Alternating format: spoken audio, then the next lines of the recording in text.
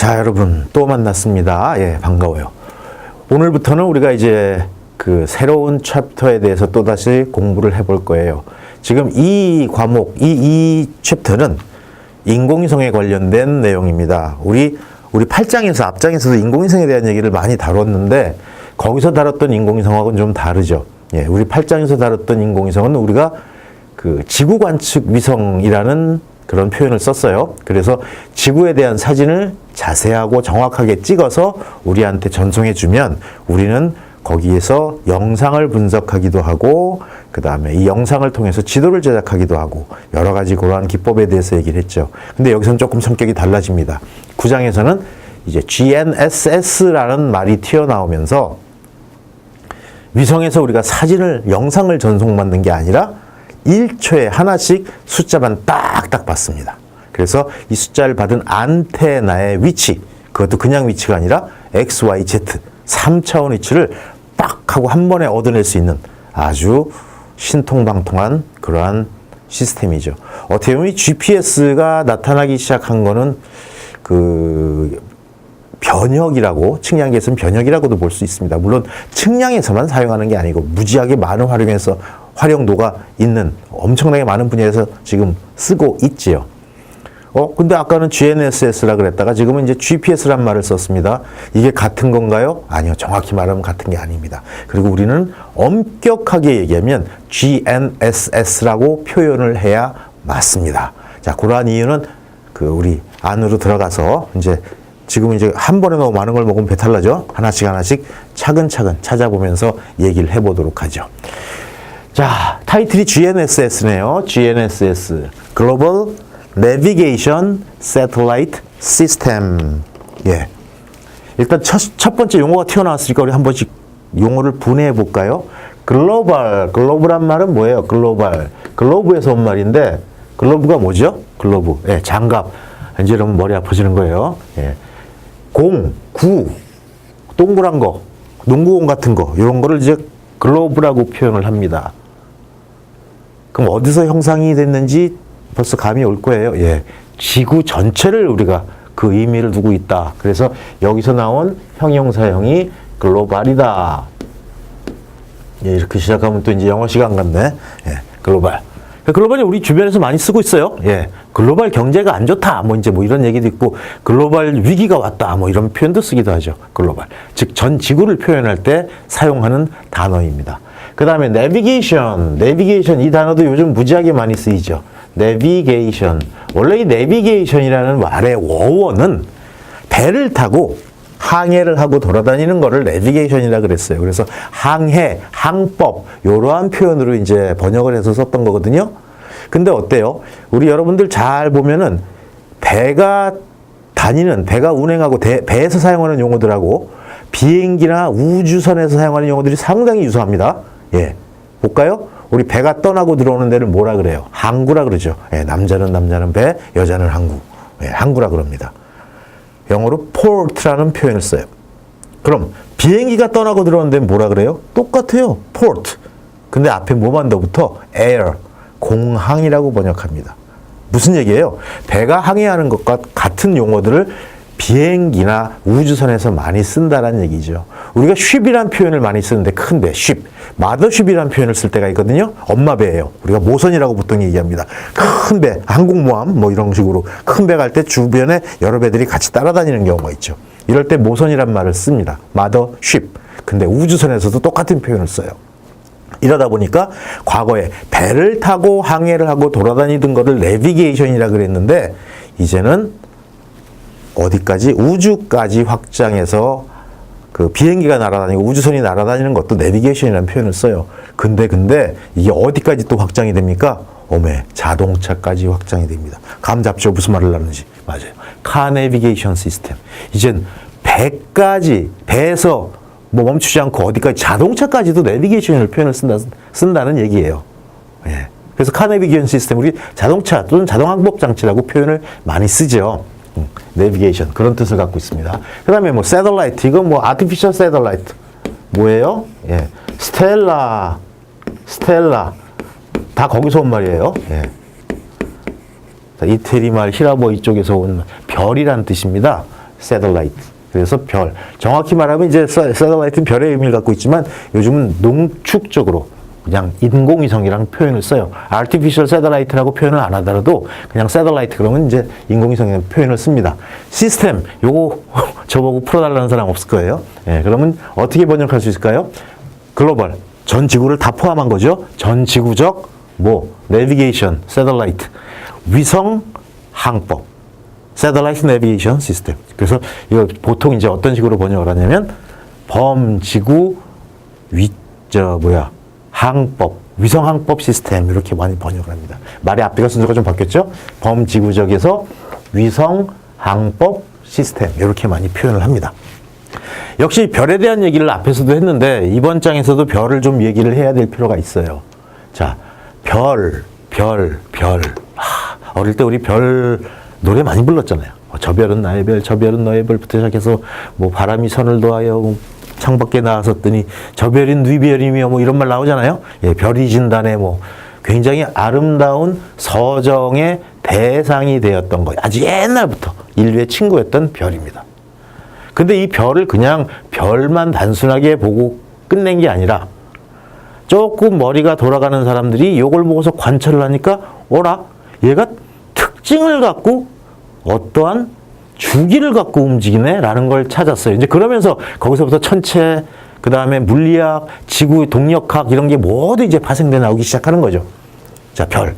그래서 옛날 사람들은 별을 가지고 방위를 결정을 했습니다. 그래서 고대 페니케인 같은 경우는 지중해에서 그 아프리카 남단을 지나서 다시 북극까지 쫙 올라가는 엄청난 거리죠. 그거를 항해하고 다시 북극에서부터 다시 아프리카 남단을 지나서 어디까지? 자기 고향까지, 지금 이제 로마 있는 데까지 배를 타고 왔다 갔다 했다는 기록이 있어요. 그 당시엔 지도도 없었고 나침반도 없었습니다. 어떻게 이게 가능했어요? 통박으로 그냥 이 수맥 찾고 다니는 것처럼 이쪽이 북쪽이다, 이쪽이 북쪽이다 이렇게 나간 게 아니겠죠. 남쪽, 북쪽에 대한 개념을 확실히 잡았어요. 어디로부터? 별로부터. 그래서 그때 많이 이용했던 별이 바로 북극성이라는 별입니다. 폴라리스. 예, 북극성. 여학생들은 이거 폴라리스라는 말을 많이 알아요. 남자는 좀 무뚝뚝하고 서정적이지 못해서 많이 모르는 것 같은데 폴라리스. 예, 폴라 베어. 예, 북극곰이죠. 예, 폴라 시스템, 예, 극궤도 시스템 같은 것들 우리 앞에서 좌표계 할 때도 폴라 얘기가 나왔어요. UPS에도 폴라가 나왔네요.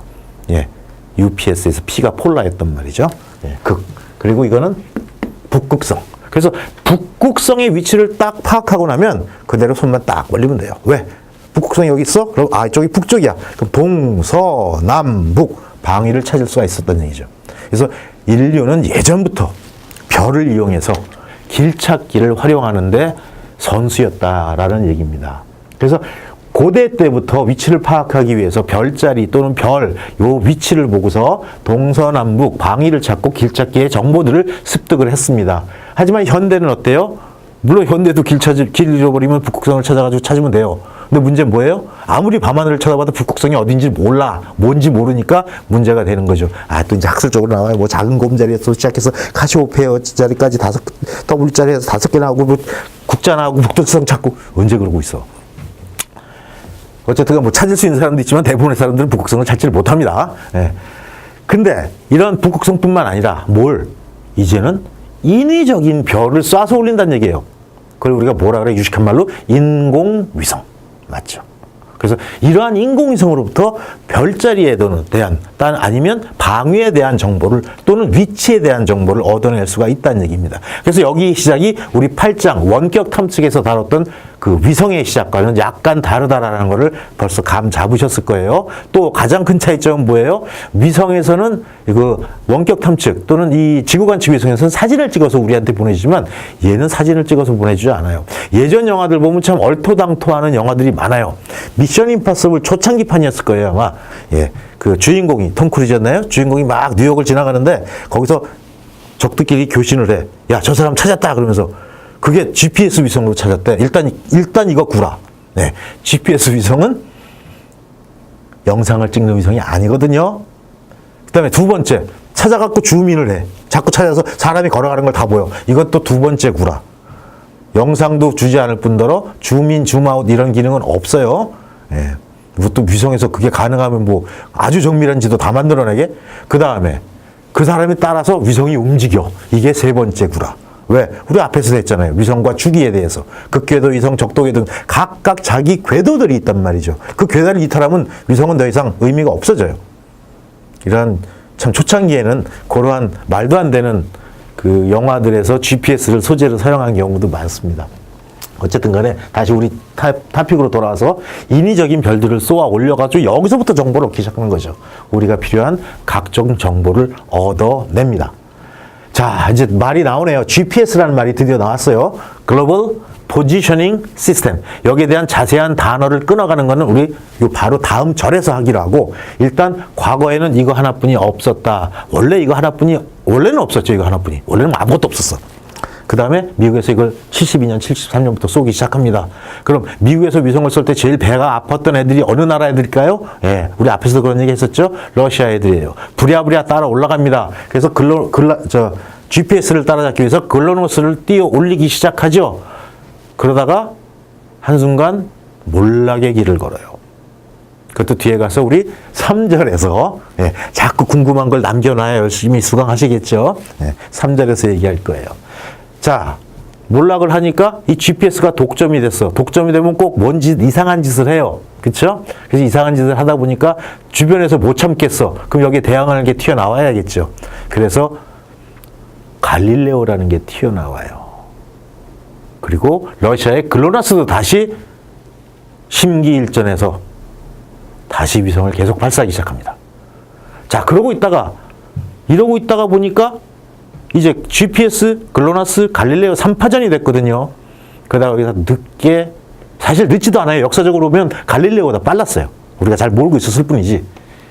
배도 딱 들으니까 어느 나라 위성인지 감이 오죠. 네. 중국의 북두 시스템이 올라갑니다. 그러다 보니까 이제 GPS가 하는 역할들을 똑같은 걸 하거든요. 물론 이제 각각의 특성이 조금 틀리고 정확도가 조금 다르고 궤도가 좀 다르고 위성 개수가 다르고 여러 가지 차이점은 있지만 그래도 궁극적으로는 위성에서 신호 받아서 위치 결정한다라는 그러한 시스템.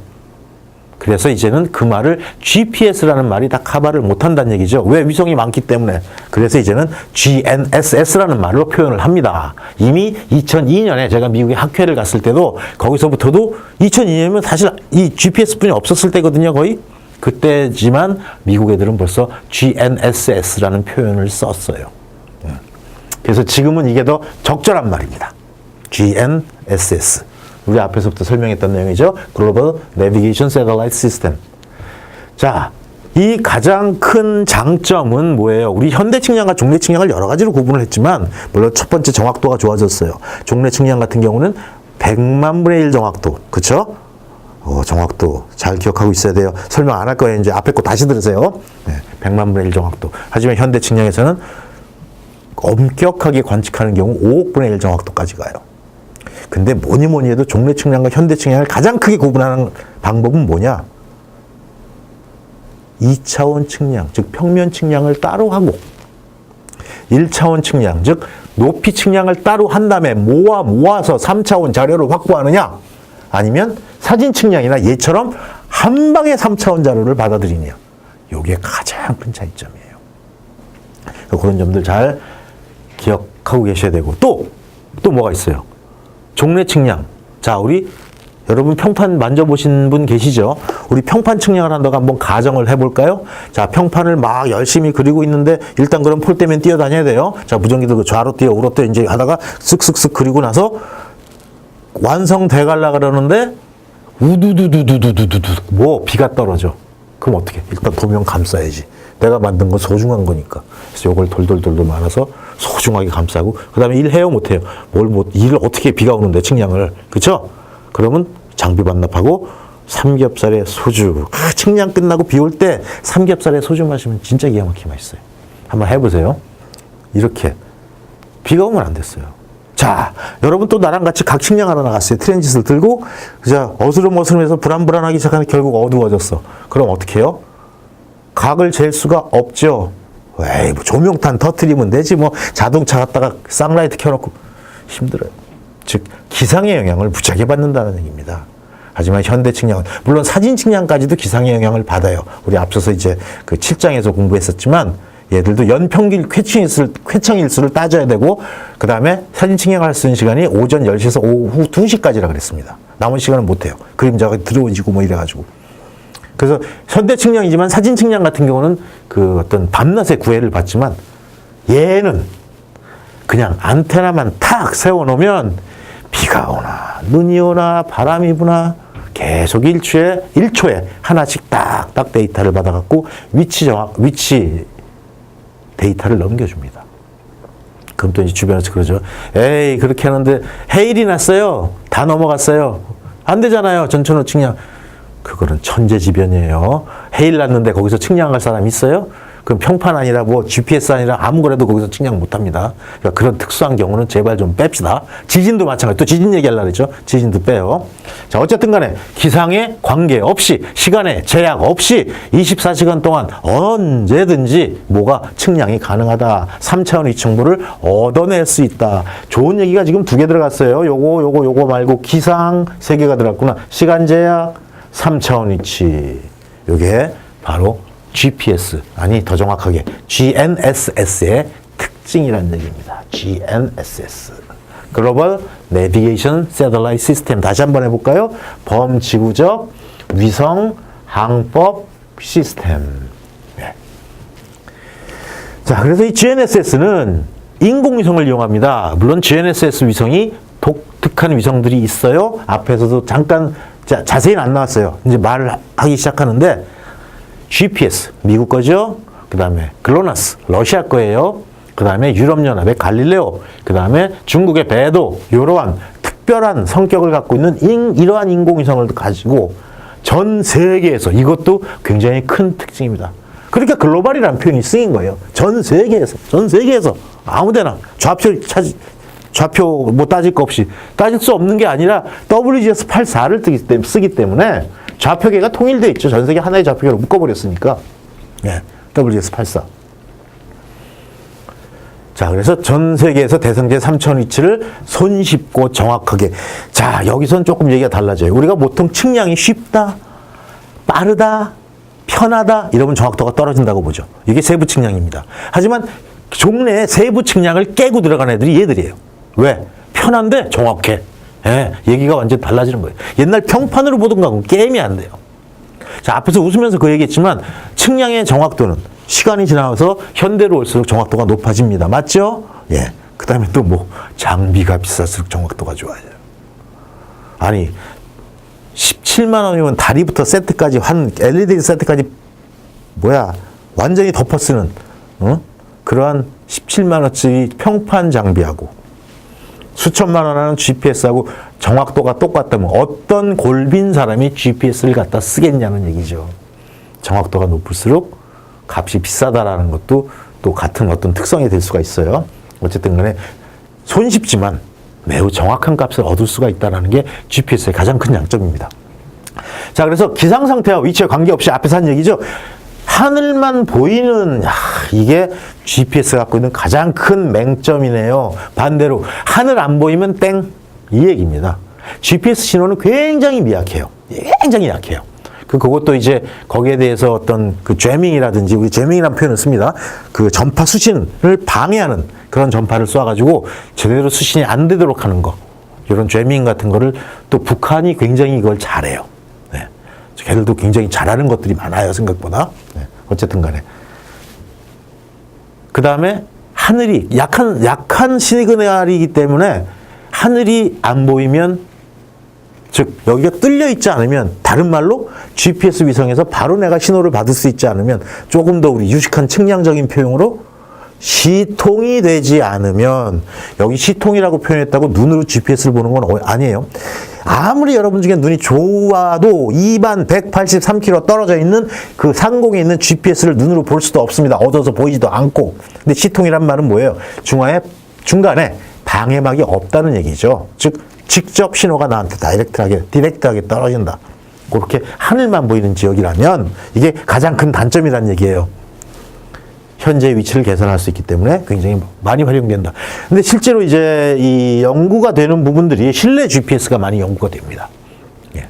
그거는 이제 그 뭐 어떤 특별한 기법을 쓰는 것보다도 어떤 실내 그 시스템과 실내 위치 시스템, 그 다음에 밖에를 연결할 수 있는 방법이 거론되기도 하고 있고요. 왜냐하면 예를 들어서 주차장으로 지하 주차장으로 들어갈 때 거기서부터는 앞에서 받은 GPS 신호를 기준으로 해서 그 다음에 3차원 삼각 측량을 해가지고 그 위치를 계속 시시각각 판단하거나 이런 방법이 있거나 아니면 많지 않은 창문을 통해서 GPS 위성수가 충분히 있다면 창문으로 띡띡띡 들어와서 최소한 뒤에 나오겠지만 4개 이상의 위성에서 신호만 받아들이면 위치 결정이 가능하거든요. 이제 이렇게 여기 이 교무실이란다. 이 강의실이 다 밀폐되어 있어요. 뒤에 유리창이 있는데 그것도 내려놨고 그러기 때문에 완전 밀폐되어 있거든요. 이런 데서는 신호를 또는 GNSS 신호를 잡을 수가 없다는 얘기입니다. 그래서 이런 것들도 굉장히 큰 특징인데 이거는 단점이겠죠. 그래서 여러 분야에서 밀접하게 사용이 되지만 어쨌든 오픈 스카이, 하늘이 열려 있어야만 가능하다는 얘기입니다. 예, GPS. 이제 조금씩 우리가 엄지발가락 담갔다가 지금 어디까지 갔어요? 예, 발목이 다 들어갔어요. 여러분들은 이제 빼도 박도 못하고 나하고 끝까지 이 GNSS를 해야 됩니다. 자, 이제 항법위성이라는 말이 튀어나왔네요. 내비게이션 새틀라이트. 항법 위성, 어떤 위성들이 있는가? 자, GNSS, 즉 글로벌 내비게이션 새틀라이트 시스템, 즉 범지구적, 지구 위성 항법 시스템에는요. 앞에도 설명했지만 가장 먼저 선발주자로 올라간 놈이 미국의 GPS, 글로벌 포지셔닝 시스템. 그 다음에 러시아의 글로나스. 예, 미국이 올렸어요. 이에 질세라 러시아에서 올라간 겁니다. 그 다음에 글로나스가 완전히 맛이 가가지고 비들비들 할 때 GPS가 독점을 하기 시작하죠. 근데 못된 짓을 많이 하다 보니까 이걸 도저히 못 참겠다. 우리가 나가자고 유럽연합의 갈릴레오가 튀어나오기 시작한 거고, 그 이후에 다시 이제 글로나스는 정상화 노력을 합니다. 지금은 거의 정상화가 됐어요. 정상화가 됐죠. 거의가 아니고 완전히. 그 다음에 그때 또 유럽연합하고 잘 협조를 해서 나가는 것 같았던 중국 애들이 독자적인 개발을 한 거죠. 배도. 북두 시스템. 그래서 얘들은 처음에 배도 1 하고 갔다가 원래는 배도를 시작했어요. 그 다음에 조금 이제 얘기가 달라지는데 중국만 이제 GPS를 하겠다는 얘기예요. 그 다음에 해보니까 되거든? 좋아, 우리도 세계로. 그래서 배도 2 하고 가다가 이름을 A 컴파스로 바꿔. 이렇게 해서 컴파스로 바꿨습니다. 그래서 이제 한동안 배도 컴파스 막 이렇게 막 쓰이다가 컴파스가 이제 거의 완성이 돼가는 시점에서 다시 우리는 배도로 가자. 배도가 어디서 온 말이에요? 북두. 이게 배도입니다. 중국말로 배도라고 읽어요. 예, 여러분 중국 가셔서 이거 보시면 북두하고 안 읽죠? 예, 배도. 이렇게 읽습니다. 이렇게 여러 가지 시스템이 이제 항법 위성으로 활용이 되고 있기 때문에 이제는 GNSS라는 말을 써야 된다. GPS라는 말 갖고는 4개를 다 커버하기 부족한 용어다라는 얘기입니다. 자, 위성항법 시스템이 뭐예요, 그럼? 인공위성을 이용한 위치 결정 시스템. 정확히 말하면 어떤 인공위성? 예, 내비게이션 새틀라이트. 즉, 항법 위성을 이용한 위치 결정 시스템으로 우리가 위치를 알고 있는 위성에서 발사한 전파를 수신해서 관측점까지 소요 시간을 찾아가지고 원리는 되게 심플합니다. 뭐예요? 자, 위치를 알고 있는 위성. 우리 앞에서 이제 전방교회, 후방교회 얘기한 적이 있어요. 그때 제가 여러분들한테 이런 설명을 했죠.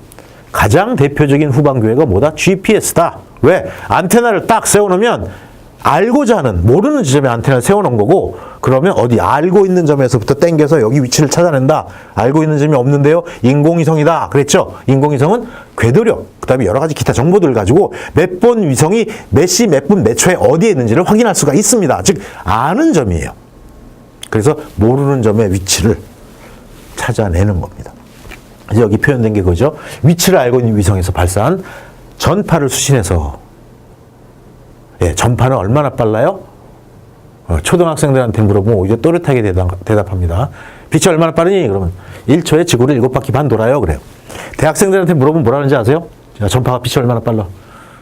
존엔 빨라요. 네, 맞아요. 그것도 틀린 말은 아니에요.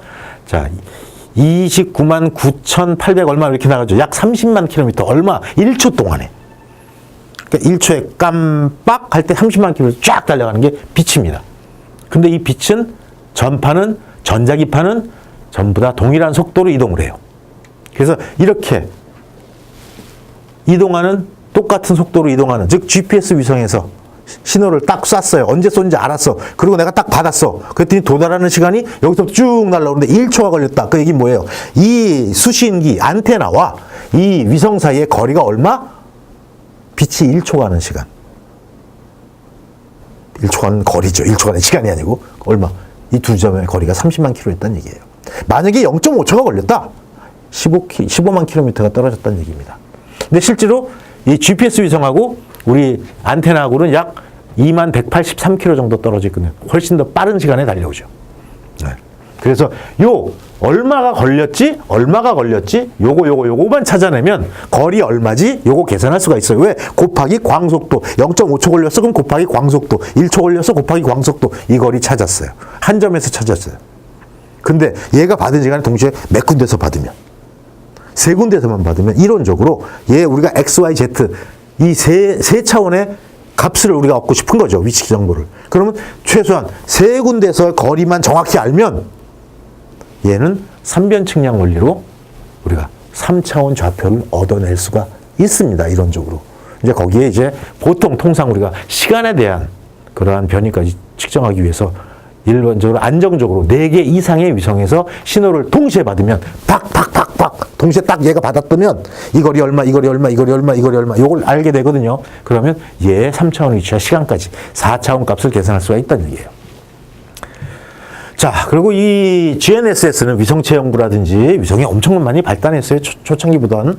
그 다음에 GNSS의 전파 정확도라든지 또 위성 궤도 결정 기술이라든지 또 수신 기술 이런 것들이 계속 과학이 발달하면서 측지 분야뿐만 아니라 이제 여러 분야에 보급돼서 그 응용이 굉장히 확대되고 있습니다. 어디? 레저라든지 여행이라든지 트래킹이라든지 이러한 우리 여가 활동에도 GPS가 굉장히 많이 활용되고 있어요.